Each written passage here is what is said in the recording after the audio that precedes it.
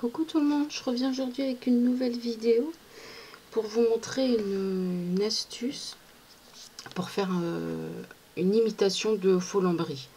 Bon, l'idée vient pas de moi, je l'ai vue sur internet plusieurs fois et puis je trouvais l'idée sympa. Donc ce week-end je devais réaliser une carte pour un défi sur mon forum où on avait une photo d'inspiration, et sur la photo d'inspiration il y avait du lambris et je me suis dit pourquoi pas le mettre sur une carte.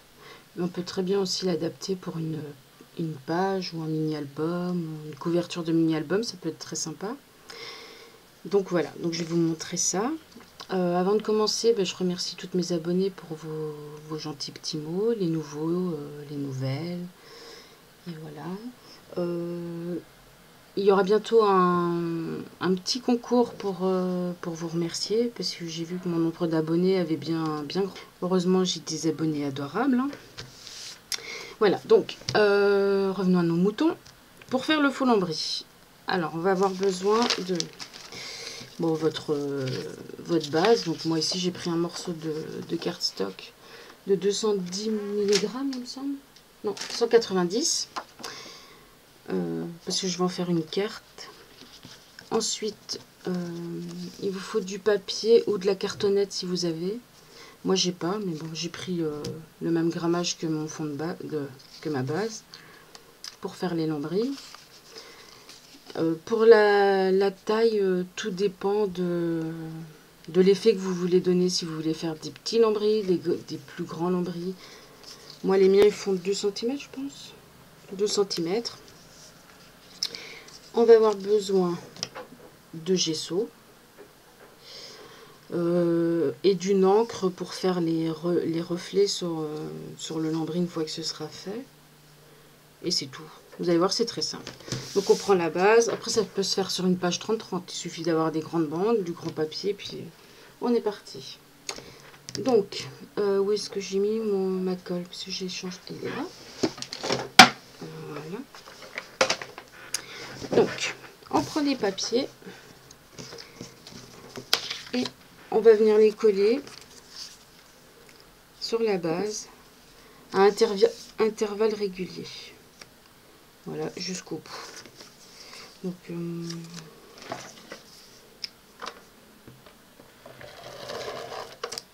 met de la colle. Alors, un conseil, faites pas la même bêtise que j'ai fait la première fois, parce que j'ai mis directement la colle sur ma base. Et en fait, comme il va y avoir un petit interstice entre chaque, eh bien, la colle, c'est pas bien. Voilà, donc... Bon, après, moi, vous me connaissez, c'est pas au millimètre près. Hein.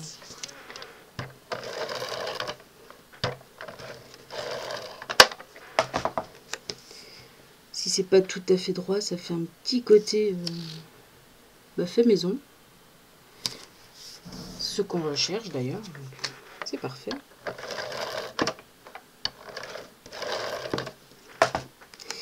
Voilà, bon, j'essaye quand même plus ou moins de respecter l'interstice, que ce soit plus ou moins pareil. Essayer de s'appliquer un petit peu.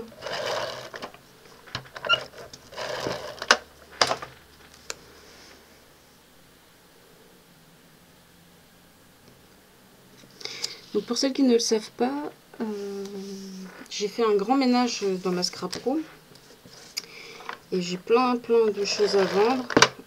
Donc j'ai ouvert un groupe Facebook privé exprès pour mes ventes.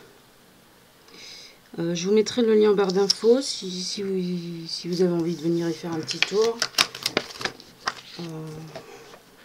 Vous êtes les bienvenus. Il y a un peu de tout, il y a des tampons, des magazines, des petits scrap bidules. Voilà, donc je tiens à préciser aussi que, vu que c'est un groupe privé, je n'ai pas fixé de limite de réservation, comme sur la plupart des groupes Facebook. Donc là, pour moi, vu que le but étant de me débarrasser de tout de tous les trucs que je me sers pas, pour moi, le premier arrivé est le premier servi. Donc pas la peine de venir en MP pour me dire oui, mais un tel a tout pris, ou elle a pris beaucoup. Voilà. Le but c'est que je vide mes placards. Donc moi, si la même personne elle me prend tout, pour moi c'est encore mieux. Voilà. Après pour les envois, bah, ça dépend ce que vous avez pris. Avant, quand j'envoyais des colis, je passais en priorité par Mondial Relais. Mais depuis quelques temps, je ne sais pas ce qu'ils ont, mais c'est la misère, les colis n'arrivent pas, ou alors ça repart. Donc je suis d'accord pour passer par Mondial Relais, mais voilà. Après, il faut savoir que en ce moment, je ne sais pas ce qu'ils ont, donc j'y suis pour rien. Donc si le colis me revient, voilà, ce sera pas de ma faute. Voilà, sinon je fais les envois en lettres normales quand je peux. Avec suivi ou sans suivi, ça c'est à vous de me dire, en fonction de vos envies. Voilà, bon, petite parenthèse finie. Voilà, donc j'ai collé toutes mes petites bandes. Bon, vous voyez, c'est pas très droit, mais c'est pas grave. Ensuite, je prends mon gesso.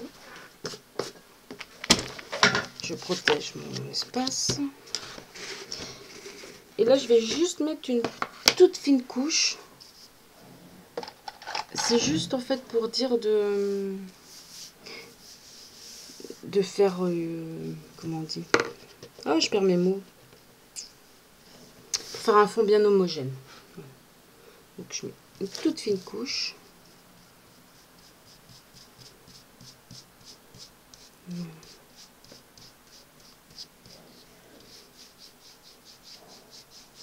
Je sais pas si on voit, si vous allez voir la différence que ça fait avec le gesso. Donc là il y a du gesso et là il n'y en a pas. Déjà il y a les petites traces du pinceau qui font un petit effet bois. Ça nous aide pour le travail d'après. Voilà.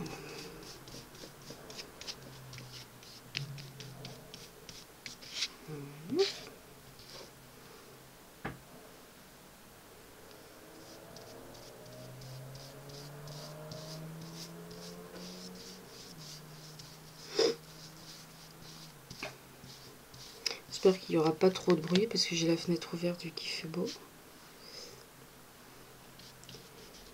Voilà. Alors. Voilà. Vu que j'ai mis une très fine couche, normalement ça va sécher très vite. Donc vous voyez, il ne faut pas en mettre, énormément. J'aurais dû préparer un truc pour laver mes pinceaux tout de suite. Voilà, donc ça, on retire. Vous voyez, de ce côté-là, c'est déjà sec. Oh. Voilà.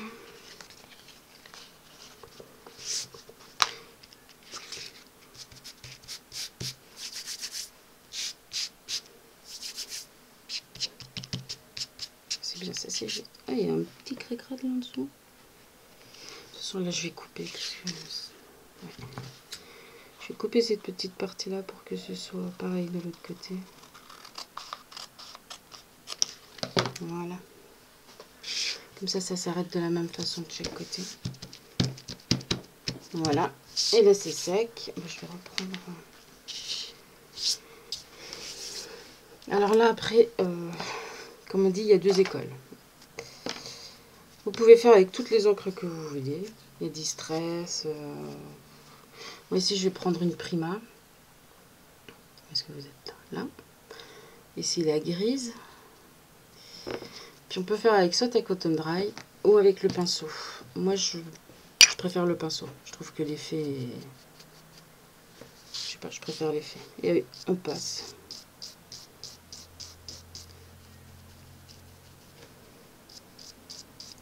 En fait, on fait juste des traces pour salir un peu. Pour faire...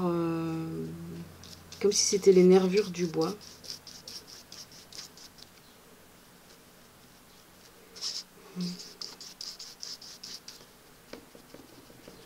Mon encre primée commence à sécher. J'adore les encres Prima, mais ou alors je l'avais mal refermée. J'ai l'impression qu'elle sèche, que ça sèche vite. Alors si vous utilisez les encres Prima, dites-moi si ça sèche vite aussi chez vous, si c'est parce que j'avais mal refermé, que j'ai pas fait attention. Voilà. Après ça doit pas être régulier. Là vous voyez, je suis un peu à l'arrache. Après en regardant, je regarde où je dois remettre. Après ça c'est vraiment goût de chacun. Voilà. Alors, moi comme ça me plaît bien.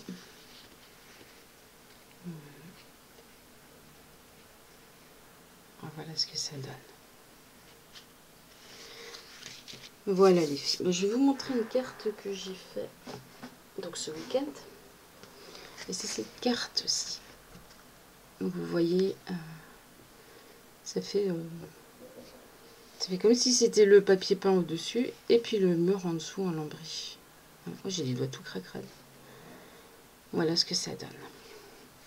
Donc j'espère que la petite astuce vous a plu. Donc je répète que c'est pas moi qui l'ai inventé.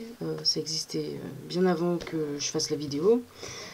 Voilà, mais je j'ai pas le souvenir d'avoir déjà vu une vidéo sur cette technique-là. Après je peux me tromper, je me souviens pas de toutes les vidéos non plus que j'ai vues. Donc si c'est le cas, ben, excusez-moi. Et puis voilà. Ben, j'espère que ça vous a plu, que si vous le faites, vous me montrerez le résultat que vous obtenez. Voilà. Vous n'êtes pas obligé de mettre du gris. Après, si vous voulez faire un mini-album dans les tons bleus, vous faites les nervures en bleu. Si vous voulez du rose, vous mettez rose. Enfin, ça, après, c'est libre. Chacun est libre de mettre les couleurs qu'il veut. Voilà. Donc, ben, je vais vous faire des gros bisous et puis je vais vous dire à bientôt. Bye bye.